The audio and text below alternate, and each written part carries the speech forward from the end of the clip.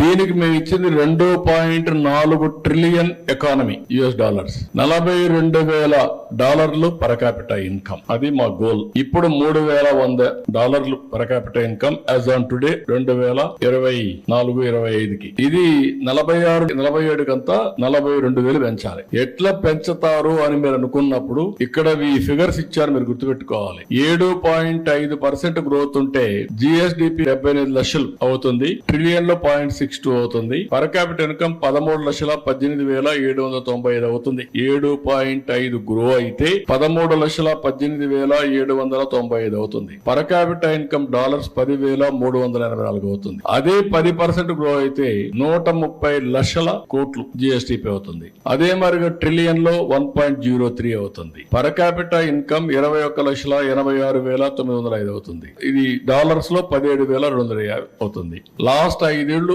ఇక్కడే ఉన్నాం, మనం 10% లో ఉన్నాం. అంత మునుపు 13.5 ఉన్నాం. ఇప్పుడు 12.5 గ్రో అయితే 214 లక్షల కోట్ల రూపాయలు GSDP వస్తుంది. 1.69 ట్రిలియన్ US$ వస్తుంది. 35,85,473 కోట్ల రూపాయలు. దీని per capital income 25,232. Last time మేము గ్రో అయింది 13.5, దీనికంటే ఎక్కువ. 13.5 కంటే నుంచి దీనికంటే ఎక్కువ ఉంటాం. దీనికి డిఫరెన్స్ ఇది. తర్వాత వచ్చిన గవర్నమెంట్ వల్ల 21,86,000 తగ్గింది. మేము ఉంటే ఇది వస్తుంది, వాళ్ళు ఉంటే ఇది వచ్చింది. ఇప్పుడు నేను ప్లాన్ చేసేది 15%. 15% అయితే 347 లక్షల కోట్ల రూపాయలు GSDP, అంటే 2.74 ట్రిలియన్ US$.